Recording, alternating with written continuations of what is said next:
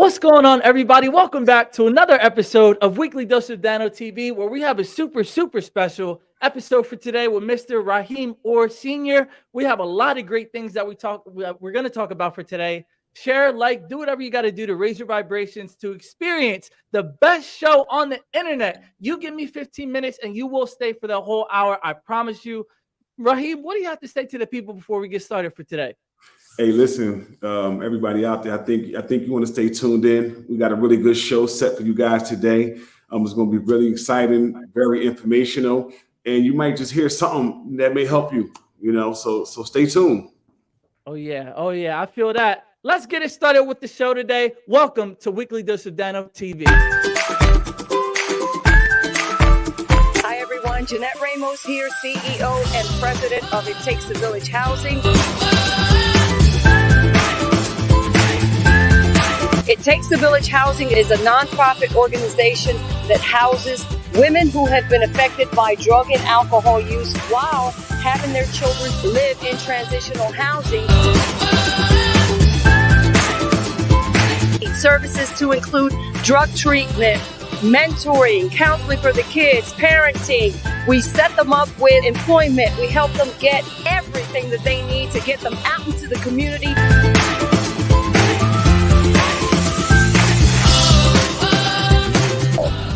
Go to our website, ittakesavillage1.org, and donate. Donate whatever your heart desires, and let's change families one at a time.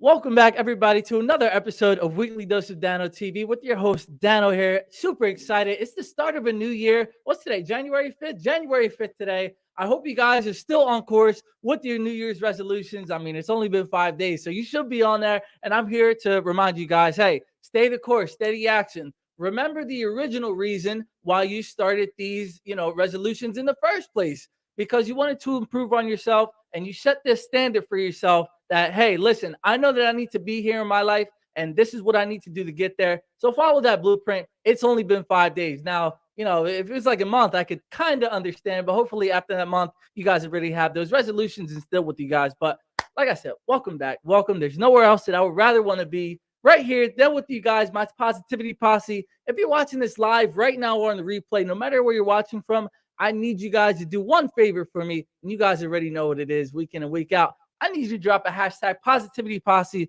so I know you guys are rocking with this great content, so you're elevating the vibrations, because we all know what happens when we elevate our vibrations, when we're at a place of bliss and joy and love and happiness. All of the world around us, our outer world, we'll start to reflect those changes as well. So drop a hashtag Positivity Posse. So I know you guys are rocking with me for today. Here we go. You guys even dropped it before I even said it. And you guys do that week in, week out, because you already know what the deal is. We know that we're here together in order to pour into each other, to learn from our guest today, Mr. Orr. I keep calling him Mr. Orr. I guess it's just to respect him. But Raheem, we're here to learn from Raheem for today and his experiences, because his story is absolutely incredible. And I can't wait for you guys to hear all about it. Happy New Year to you as well, Carmen. Let's go is right. Let's go. Happy New Year. Happy New Year. And I hope it's off to a great start already for you guys. As you already know, as you see, I wasn't really ready for a season 4 just yet. I still think that we got some things that we got to do and marinate with season 4, but that is coming up soon. It's not at the start of the new year, because it's only been, I think this is the 43rd episode, and for a year it's 52 episodes. So, I think I might be going for the 53rd. We might change it to a season 4. Just be on the lookout for that. But I got some brand new segments for you guys in season 4. I already started to think about it, and we're going to have some great things coming up. I'm super, super, super excited to bring that to you guys as well. But you already know what we're doing for season 3, and we've been doing this for a few seasons now, but we got to grab our book, our affirmations for happiness. And I actually cheated on this one a little bit. I'm going to say cheated. I opened it up. As you guys already know, I always open it live for you guys to see, what page I pick. And every time that we always open up to the page, it's always for everybody, for somebody that needs to hear it. But this one, I just felt inspired to do it while the commercials were playing. I'm not cheating you guys. I promise you, the message is still going to be there, and something that you need to hear, or I need to hear, or Raheem needs to hear. And I know this one was for me specifically, because I know that sometimes when we kind of get into our own heads to think that if we're not doing something at every single moment of every single day to build on our dreams, then we can start to kind of feel guilty about whatever it is that we need to do. If you need to send that email, but instead you go to, play some games, or if you're starting to eat healthy and then you have that one cheat meal, I think we start to beat ourselves up over things that relish in those things that you want to do. If you want to have a slice of pizza and you're on a strict diet, go ahead and have that slice of pizza. It's not going to kill you. It's not going to hurt you. And everything that you do, I mean, there's no timetable for it. Who's to say that if you send that email that it's going to happen right away? You need to let some things marinate and develop. And of course, if you were to take that step, it would come a lot quicker. But don't rush it. Don't rush it. Enjoy the journey, because that is just as important as the destination for whatever you guys are going to do. So don't beat yourself up. Yes, it'll all work out in the long run. What's going on, Shane? Huge congratulations to you as well, my guy. Hope everything is going great for you as well, because I know you got some big news, and I can only imagine what you're going through. So congratulations to you as well. So let's get back to this. Is what you were saying right here. Don't beat yourself up. All will work out in the long run. And that's what you have to tell yourself. Always say that whatever it is that you're experiencing, good or bad, positive or negative, it is working for your best interest and leveling you and taking you to that next step and that next big stage in your life that you need to get to. So here it is. Number 154. Number 154 right here. Fun is my gateway to joy. I'm going to say that one more time for you guys, just in case you didn't hear it or it didn't resonate with you. I'm going to say it one more time. Fun is my gateway to joy. When I'm having fun, it's easy to feel joyful and delighted. It's about time I start letting myself have a little bit more fun every day. I give myself unapologetic permission to have more fun. And everybody that's watching right now, just because you do that thing that you think is going to set you back, it's not really going to set you back as long as you're having fun while doing it. I know for me, I like to play video games, and sometimes I'm like, well, I should be doing this, or I could be doing this instead of having fun. But, I got to think about, if I'm having fun right there, my elevation and my vibration is raised. I like to play with my brother, my best friends, or whatever it may be. I'm spending time with them and, pouring into those relationships and developing those relationships to be even better. And I think that's a good thing that you can celebrate too. And you can also make the claim about, I'm doing it from the energetic perspective. You could also make the claim, well, your hand-eye coordination can be a lot better, and you're improving on that, and memorization skills and all that other stuff. But I like to think about it from the energetic side. So don't beat yourself up just because, you think that you can be doing something else instead of what you're doing. I mean, you could probably mix the two. If you need to send an email while playing a video game, hey, in between your matches while you're waiting, why don't you find something to do or research something that you need to work on or learn a new trade or listen to a video in between. There's so many different things that you can work around it, but please don't feel bad for not constantly working or using 100% of the clock to follow your dreams or whatever it is that we're going to do, or whatever it is that you're going to do in your life. But yeah, so I wanted to share that with you guys. There's also one more thing that I want to share with you guys, and this is not in circulation. So if you are watching this right now live or before the event happens, consider yourself lucky because I want to share this with you guys. All right, here it is. Let me share my screen. So here it is. I wanted to let you guys know about this drive. It Takes a Village Housing, as you saw earlier, is one of our sponsors, and they're going to have a Keep the Village Warm coat drive. I just wanted to give you guys some information about it. This is a great, great cause. If you want to donate any monetary funds, if you want to donate new jackets, please call the number on your screen right there or send a message to It Takes a Village Mom, I believe, at gmail.com. And here it is. It's going to be in Camden, New Jersey at the Kroc Center from 10 o'clock to 1 in the afternoon, Saturday, January 14th. So it's not this Saturday, but it's next Saturday. And there's going to be a lot of children's, as you can see on the poster right here. They're going to be distributing coats, hats, gloves, and also a free bag of groceries is going to be given to these families by the Kroc Center and in collaboration with It Takes a Village Housing. So I wanted to let you guys know that that's going to be a great, great event. I will be there. So if you guys want to come see me, or if you just want to feel the holiday, well, it's not even a holiday anymore, but it's not the holidays anymore. But if you want to spread the joy and raise your vibrations, here is where you can do it. This is a great, great organization with It Takes a Village and the Kroc Center as well. I'm so excited. This is going to be a great, great time. It's going to be a great event, 1,000%. I'm going to be there. I'm just really, really excited. So like I said, this flyer is not in circulation anymore because the outreach that we have gotten from the community and the Camden community and surrounding communities, it's going to be a lot of people there. So we need all the help that you can get in order to make this coat drive very special and to keep these kids and these families warm. This is what it's all about. So here it is for you guys. Whatever you can do to help, we would greatly appreciate that as well. So now it's time to bring on, when I tell you guys, this story is incredible. I mean, from having a kid at the age of 16 years old, his first child, to, getting 2 chances to play into the NFL and actually pursuing his dreams. We have so many things to cover right here with Mr. Raheem. Great, great guy. You can just tell by the energy. And I want to tell you guys before you come on, Raheem, I want to tell you how we actually got connected with each other. So I was in a school in the Camden area, and there was one of the kids that they were walking around in the lines. And as the kid was going, he was, acting up, or just not really acting up, but just had a lot of energy and I guess didn't really know how to control it.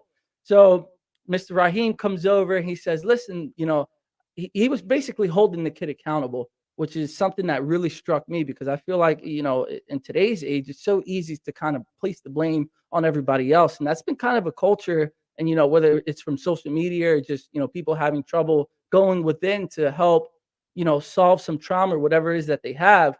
Mr. Raheem, or Mr. Orr, I'm going to keep calling him Mr. Orr. So if I do it, man, just sorry about that. Just an apology in advance. But he said to the kid, he says, listen, I want to hold you accountable, and you have a lot of great things that you need to do in this world. So please, you need to start stepping into that role at such a young age. I mean, I don't know, maybe the kid was around 10 years old, but in order to instill this message inside of these kids, I was like, wow, I can already tell that you have a great story behind you. And also, he said, it cost me, he said, in order to learn that lesson, I wish somebody would have taught me early on, because this lesson cost him millions of dollars. And when I heard that, I was like, that really rung a few bells in mine. I was like, I got to talk to this guy. And here we are today, through the grace of God and power of the universe. We have Mr. Raheem coming on the show for today. So before we bring him on, please drop a fire emoji, drop some positive messages, some warm messages, whatever you got to do to welcome Mr. Raheem on the show. Raheem, what are you doing? Stop working on your nonprofit. It's time to come on to the show.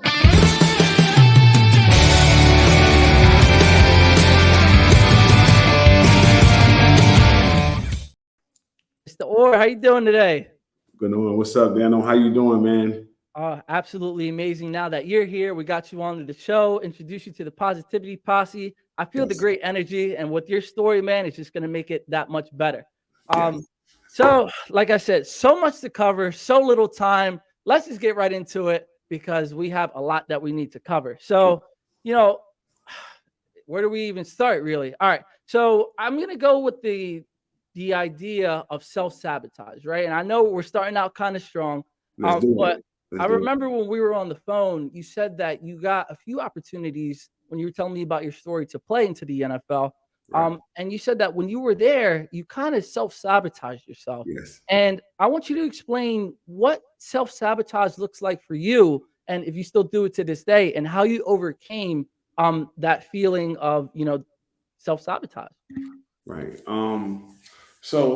Again, thank you, Dano, for having me today. And hello to everyone that's viewing right now. Thank you guys for viewing in.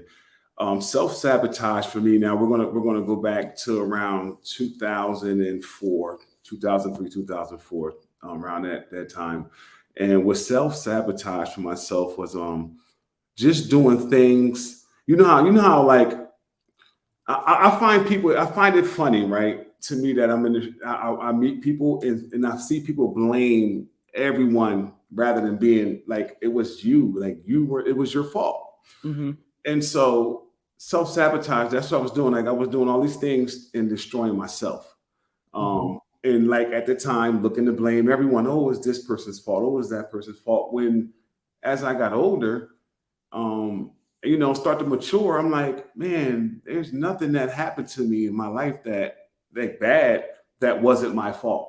I never was in the wrong place at the wrong time because I was there at the right time because I wanted to be there. So it wasn't the wrong time, it was the right time, right? And unfortunately, if something happened, then that was the time I was supposed to be there because I probably should have been there from the beginning, but just naming things of that nature.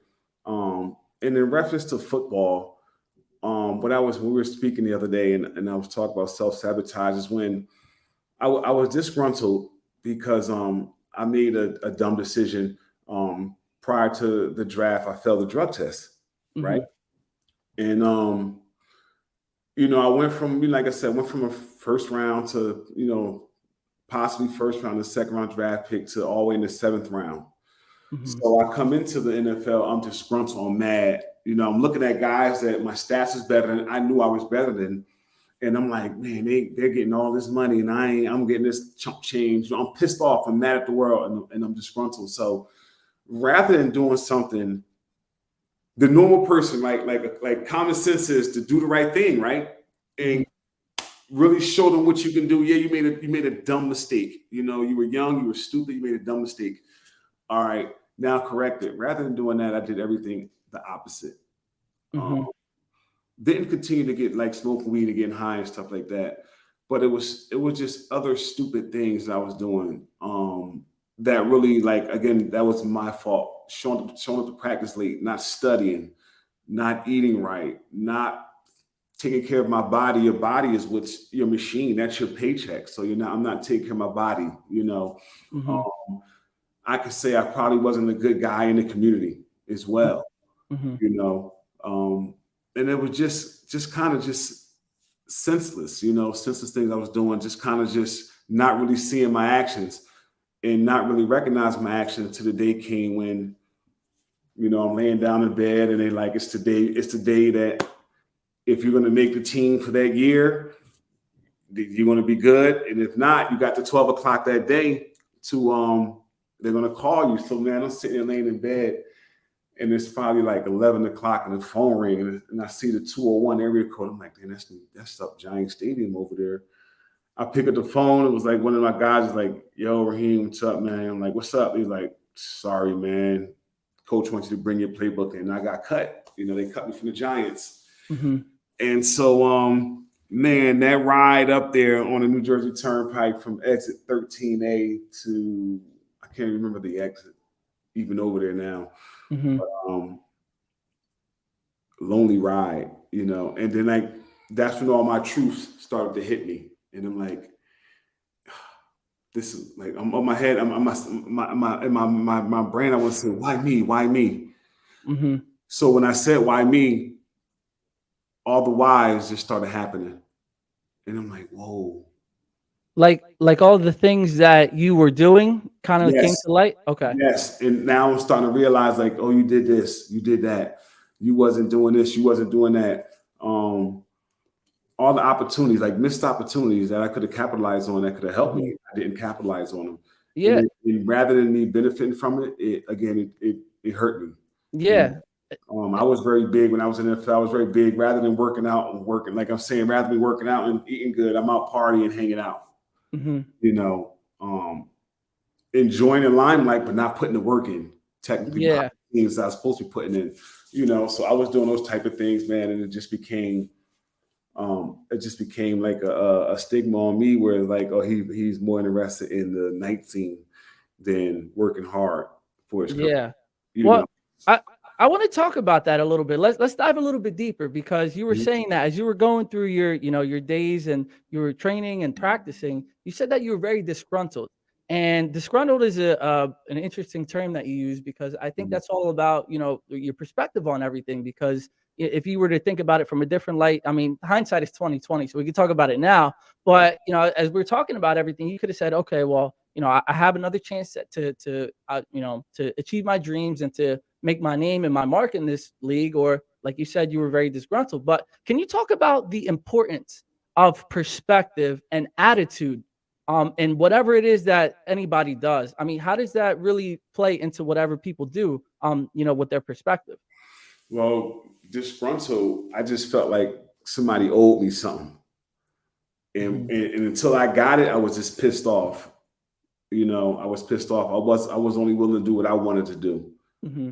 And kind of really didn't care who was like hurt or bothered by it at the time. Hmm. You know, so that was my sense of disgruntlement. I never got to the point where I became like a violent or just like a real like belligerent person, things of that nature. It never was my nature. I'm always been a cool, calm, collected guy.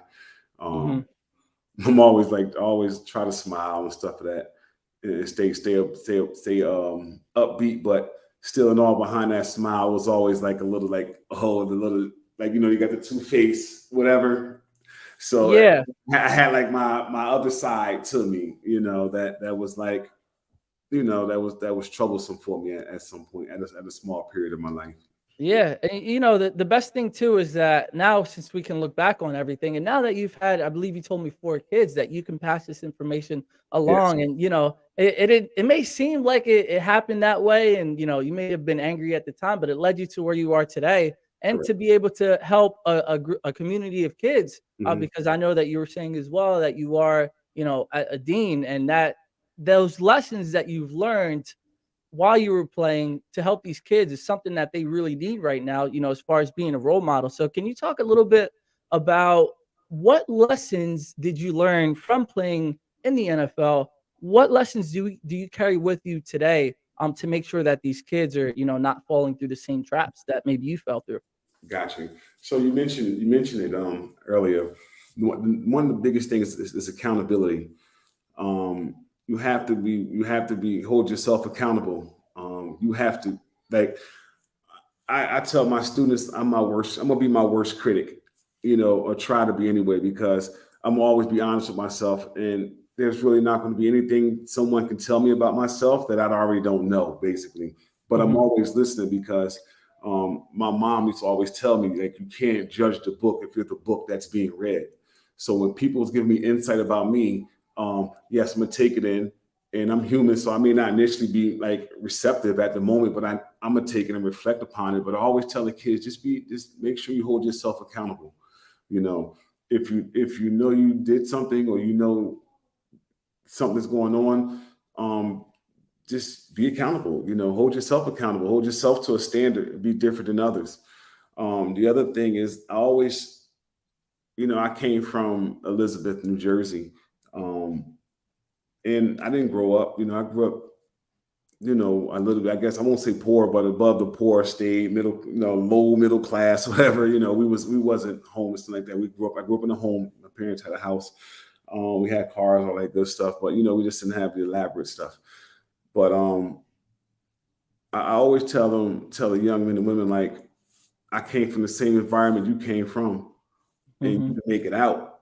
I'm a perfect example. It wasn't easy. It's actually going to be hard as HE double hockey stick. Yeah. It's going to be very hard, but it's doable. Yeah. I mean, I try to be an example of that Yeah. every day. The NFL taught me, and not even the NFL, but football, the discipline in football, really taught me a lot. And I talked to them about being disciplined. I talked to them about, sitting in the classroom when you're tired and you fall asleep. I tell them about the time I fell asleep in the meeting and how it cost me $7,800 for falling asleep in the meeting. Wow. And it's not costing them that much money right now, but who knows how many times you fall asleep, and then when it comes time to get in life, how many lessons or how much learning you missed because you were asleep. Yeah, and I know a big thing for you as well is the grades, everything that you talk about, when it comes to student athletes. So it's like you said, just because they're not paying for it in the monetary sense, they will pay for it in another sense. And I think that's very important for anybody watching right there or right now. All of your consequences do have, all of your decisions do have consequences. Yeah, it's a reward for everything, man. Whatever you do, good or bad, it's a reward for you. You do good, it's a reward. You do bad, it's a reward. Yeah, and make sure that people, understand that, because we have a guy right here that's talking about, the monetary that he missed out on, but think about the opportunities, and everything happens for a reason. Like, this is all meant to happen, like I said, so you can pass this information on to the, everybody else. And I want to talk about time. Time is such a finite resource that we don't know if we're going to go an hour, 2 days, 3 years, 7 years. We never know when our time it is that we got to go. So let's talk about that a little bit. What are some pieces of advice that you can give to people to make sure that they're not wasting such a finite resource that we don't know when we're going to go? So talk about time management, Well, time is one of the most important things that I guess that we're allowed to have, because it's like one of the few things you'll never get back. Once it ticks on, like, we'll never get these seconds that just pass, these minutes. We'll never get it back. And I was at my grandfather's funeral recently, about a month ago. And I was just talking to my brother, and I was telling him, I said, man, life is so short, and you never know when you're going to go. We could be like Grandpa.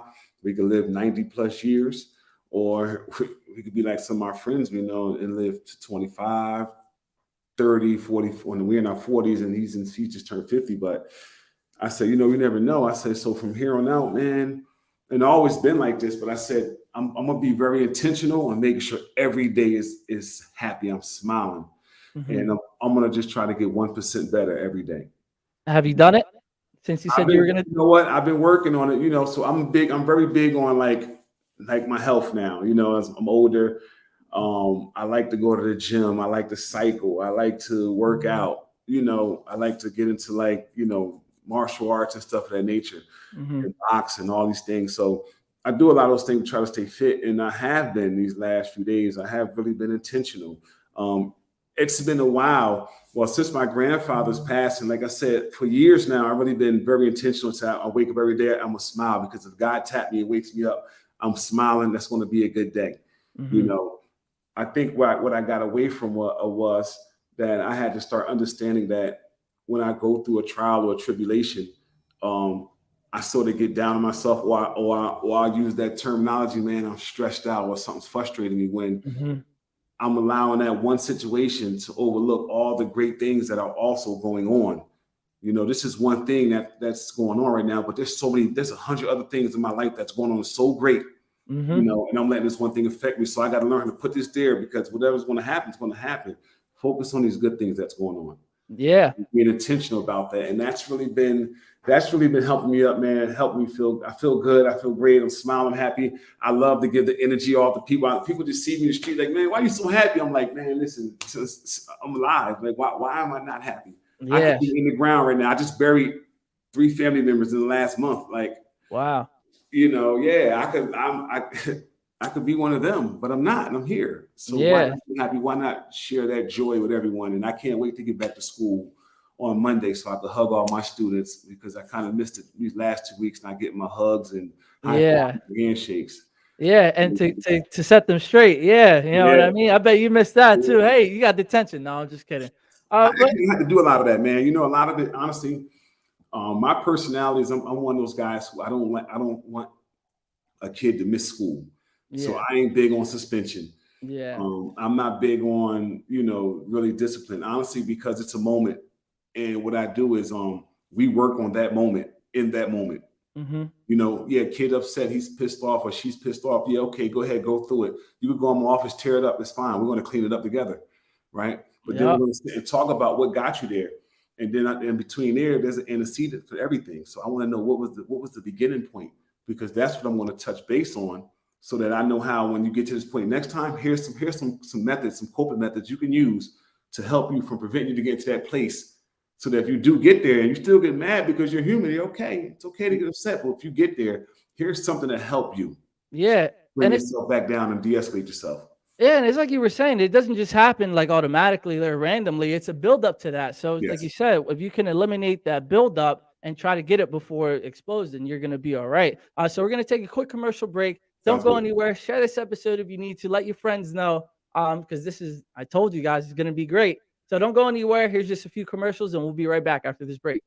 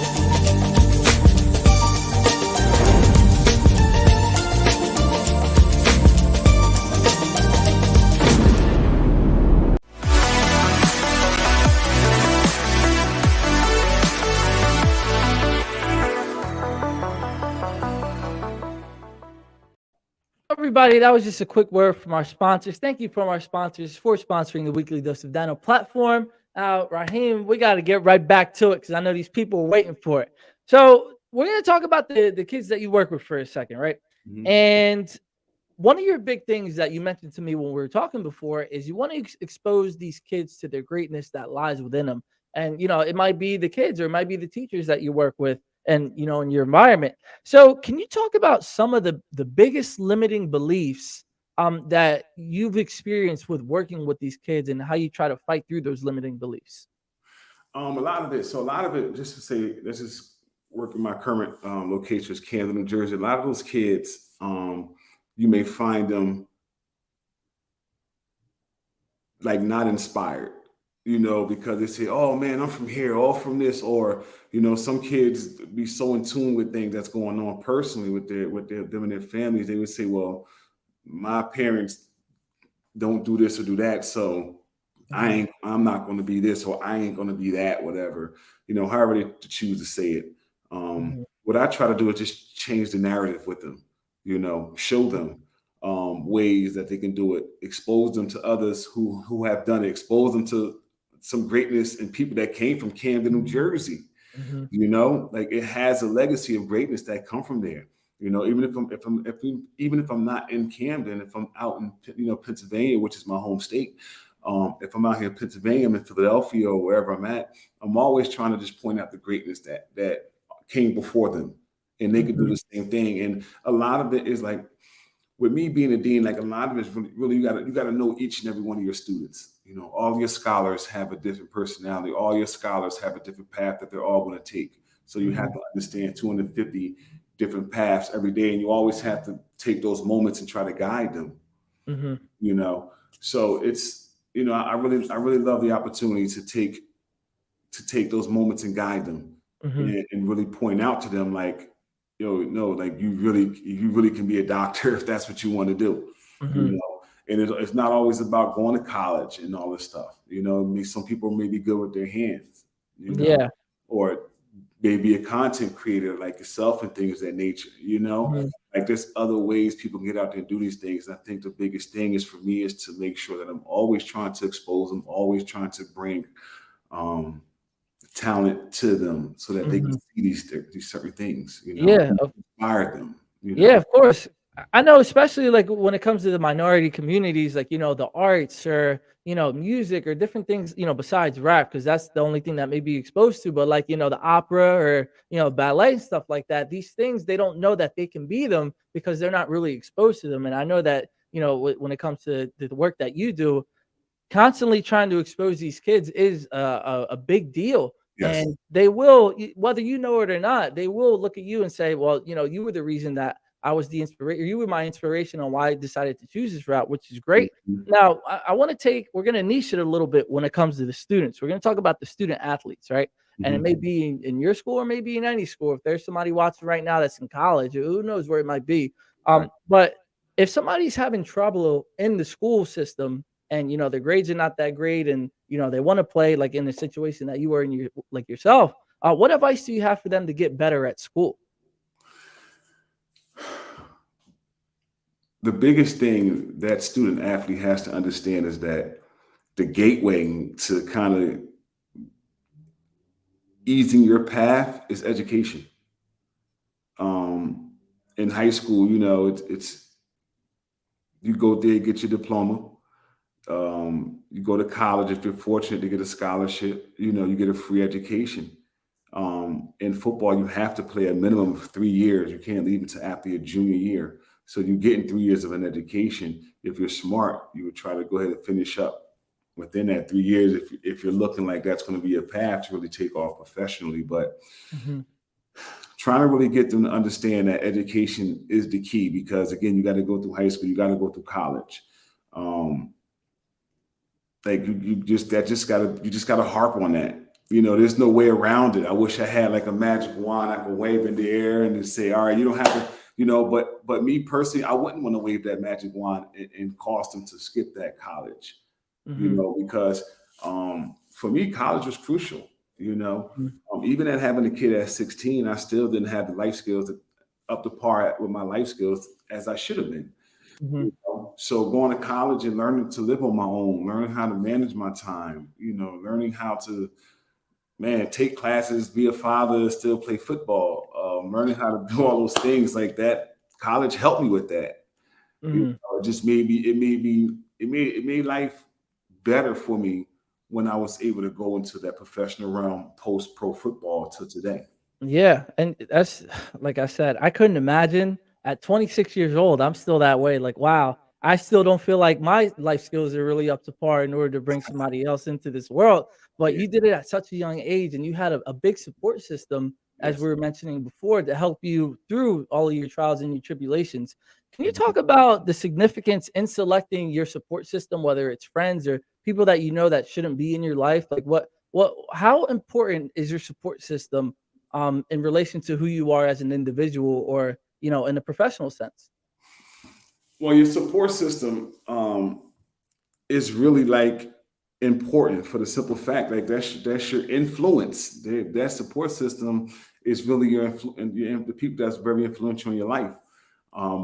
Me growing up, my support system was like my siblings, my mom, my dad, grandparents. You know, when I had my daughter, my grandparents had already migrated back to South Carolina from New Jersey.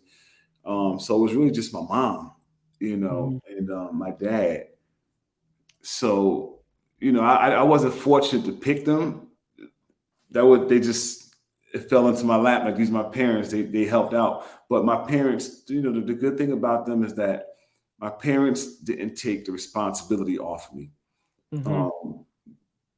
My mom always said, her joke was, Raheem, I had no enjoyment in making this baby, so I'm not going to take on the heartaches of the pains of it either. But I'm going to help you, and I'm not going to let you struggle. But this is your child, and make sure you always kind of be doing what's best for your child. My dad was the same way. But they made sure that they presence was felt when I needed them. Especially while they both were alive. Both my parents are deceased now, but when they're here, they help me out. And then once my parents kind of faded out, the support system, it wagered, be here and there. But, for me, like, I feel like I'm the ultimate dad, like, my kids don't miss a beat because they feel like they got a million people in their support system, but it's really just dad, my fiance and stuff of the nature. That's it. It's just us. That's good. Well, I mean, if they're feeling that way, then you must be doing something right, because I know if that's all you need is like their father figure and their mother figure in their life. I mean, anything else, they can just go and attack the world knowing that you got their back. It takes a village, it takes a village. And, I think a lot of it where my experiences helped me to be able to, like, get by without having that big village, I guess you would say, because I didn't have to depend on, nobody financially or anything of that nature. I was able to do it on my own. But, so everyone may not have that opportunity. So you do need a village. And you need a village, village. It's very important to have, important people around you, important figures. You always want some people that's going to have you somewhere that's going to take you to where you can evolve. That's going to help you evolve. And always try to find people about their friends. And always try to find people that are, doing the things that you want to do, because nobody's ever going to make fun of you if they're doing more than you. You know what I mean? It's always the people that are, I don't want to say above or below because we're all next to each other, but the people that aren't doing the things that you're doing, or they want to do the things that you want to do secretly, those are going to be the ones that make fun of you. So just make sure that you're striving for the right people to be your support system in your life. And I just want to talk about, this is just a general question from your perspective, because when I was listening to your story, I was thinking about the power of change, right? And some people don't think that they can change until something significant happens in their life, or some people have that willpower within themselves to implement a change and stick that way. Where do you think that people rank? Do you think that people need something significant to happen in their life in order for them to make a change, or can they do it on their own?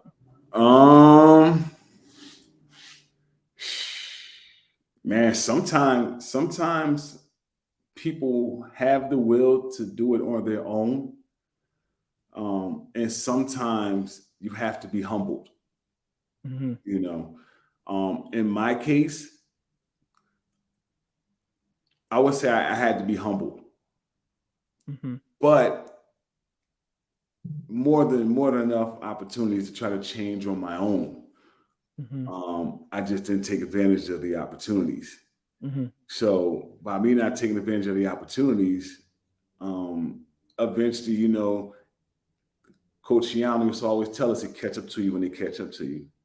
And when they catch up to you, typically you can't go over, under, around. You got to go through what you got to go through, right? Yeah. So then you go through what you go through. And you learn from it. And hopefully you don't revert back to, once you changed and went through what you went through, you don't revert back to whatever you got delivered from. Yeah. Yeah.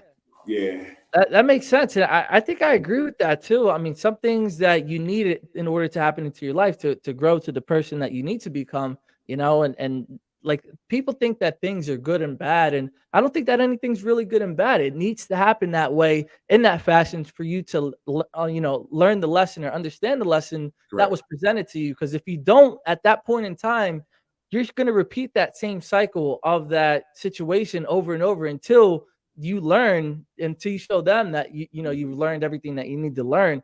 And I just think that's so important to actually learn it and implement it. Don't just say, okay, I got it, and that's it, and put it to the wayside. I see some in the comments. It's, Jeanette says, go through it in order to grow from it. And that is so major. And that is so true. Because, like for me, I learned to embrace hard times, right? And the reason why I learned to embrace it, because there's a lesson in everything, you know. So going through something, you're learning. There's something to learn from it. I always say, my son, like, oh man, Dad, I messed up. Nah, you only messed up if you ain't learned from it. If you learn from something, then you just got a lesson. You just got taught a lesson, right? Now, if you go do it again, then you messed up because you did 2 times, not once, but twice. Yeah. So if you learn from the situation, whatever you went through, was it really a mistake, or really was it hard? You just really learned a hard lesson.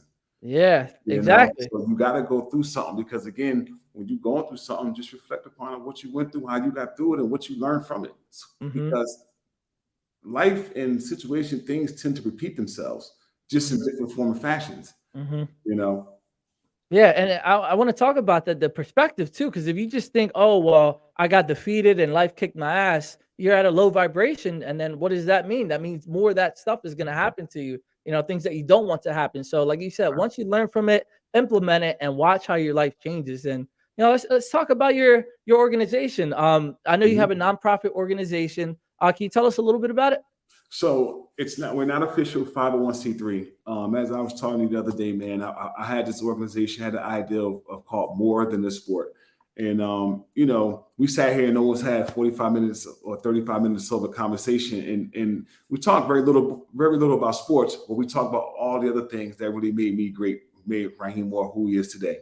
So that's why I came up with the concept that it's more than a sport. Like it's going to take more than just playing that sport to make an athlete a great person.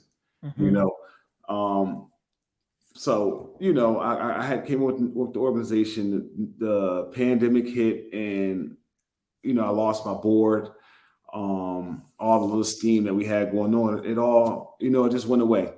So over the past few years, what I've been doing is just kind of keeping the name alive, tagging on with other organizations. I'm also vice president of a really big organization in Pennsylvania called Money Talks, and we teach financial literacy. But I've been tagging on with that organization and other organizations, just trying to keep the name alive. And finally this year, man, 2023, where I'm actually back in groove again, man. I have a really big friend of mine who played college football with me, who was potentially probably going to be the commissioner of NFL Europe, who's on my board. Another one of my college teammates who played NFL as well. He's going to be on my board. And then I just spoke to one of my former coaches who's been working for TD Bank for some years. He's said he's more likely to be on my board. And I think at that point we got that 4. I think we should be able to really get off and running, and we'll probably end up getting some more board members. That come along us once the mission start to grow and people see more, want to get involved, and I would love to have that. But we're really looking to work with underprivileged young men and women, teach them hey, there's your greatness in you. We're going to help get out of you. If it's sports, okay, we're going to help get you to be the best athlete you can be, because we offer camps and trainings, and if it's with your hands, and we're going to direct you in that way, and there's a lot of fun things going on. We try to operate during the seasons and stuff of that nature, so we want to get back to doing that. My biggest thing, I just want to give. I come from a family of just giving. My grandmother back in the day owned a restaurant and never sold a plate, but stayed in business for 5-6 years, and all she did was give food away to the fortunate, to my grandpa. He said, we can't do this no more. I can't afford this. We ain't making no money. And my grandmother's like, okay. And rather than they shut the restaurant down, sold the building, but then my grandmother started feeding people out of the house. So growing up, seeing all that, and then my mom was very big in the community, a big philanthropist up in North Jersey. And just seeing that, it was just like I was just destined. You know, my father's side of the family as well. They're all everyone. I just came from a family of just givers. Yeah, and And it definitely reflects. I mean, yeah, yeah, that's why you got, in the position that you are today. And I want to yeah, touch on one thing that you just said. yeah, As far as the board members that you just said, yeah. with the board members, they naturally fizzled out of your life. So that is also a blessing as well, because you're Mhm. leaving room for the people that you just mentioned in order to be there. So Right. it's always a great thing, and I'm so happy that you have Mhm. that positive perspective about it, because you Right. can be like, oh well, nobody believes in me, and self-sulk, in a Yeah. sense, but you're just like, nah, I'm not gonna do that. And then here we have a comment right here. It says, Right. if it's in your heart and your desire to get your organization going, it will come to fruition. Keep it going 1000%. Yes. So Yes. we only have a few minutes left, Raheem. Uh-huh. So I want to talk about two things. So if Sure. you can make this first question, kind of condensed, just so we can fit in the other topic as well, Mhm. that would be greatly appreciated. So for this, you just said you're financial, literacy, and that's what you teach, and you have, good financial skills. Can you give people that are trying to save some more money this year for 2023, maybe like a top 2 or 3 pieces of advice that has helped you in your life? Okay, so one of the small things that I noticed that I've been doing is like, you got the little envelope trick, because a lot of it is just tricking yourself out of the money in a sense, right? Hmm. So it is small. This is something that you can do in the house. It's not nothing you got to really go to the bank. Like you get your box of envelopes, number them 1 to 100, right? And every 5 days, every week, or every 3 4 days, you pick an envelope up, and whatever number's on it, that's what you put in that envelope. Hmm. Seal the envelope, stuff it back in your pile, and just leave it there in that same order fashion. At the end of the year, right? You open that envelope up and you see how much all this money you have in it. That's something very, very small. The next thing is the other thing is one of those things is like right now it's really hard to save because of the economy, the economical times that we're living in right now. Like it's really rough. So a lot of it is where I used to have some people up their 401ks and things of that nature. But now you've got to bring it kind of back down to just the lowest amounts where the company still match and stuff of that nature. So it's really hard to do certain things because they're inflation. It's hard, but a lot of it, man, is really just lower your spending. Like, don't do no unnecessary spending. Yeah. It's hard, trust me.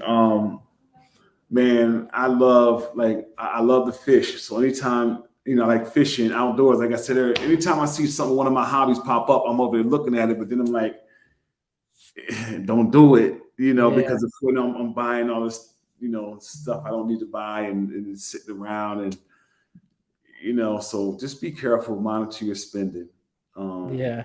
just monitor your spending, and like I said, do the things like I call it make my drops.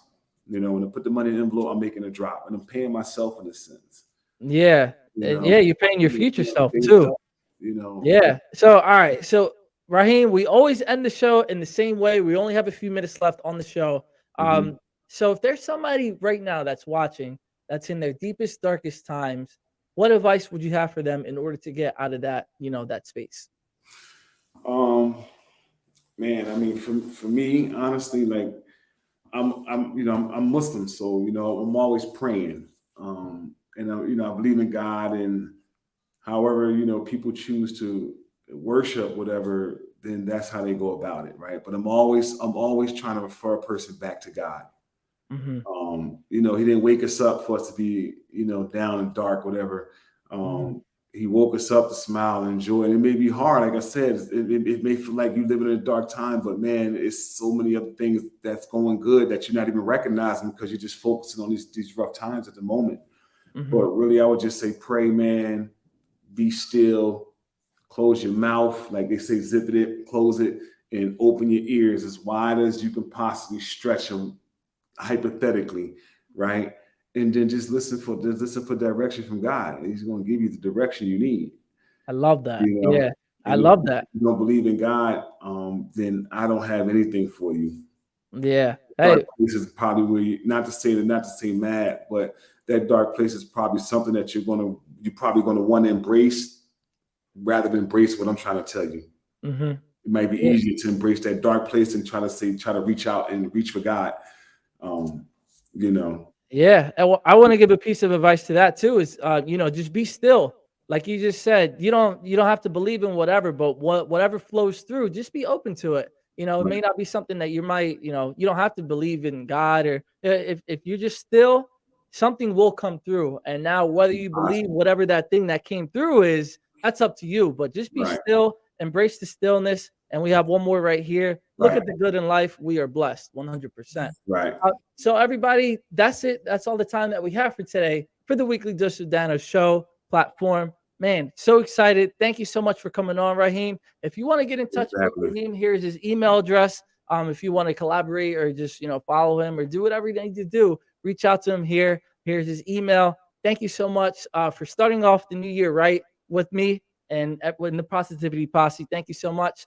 If you guys are watching right now, have a great weekend. I mean, if you're watching live or on the replay, have a great weekend, everybody. Be safe. Go do what it is that you need to go do in your life.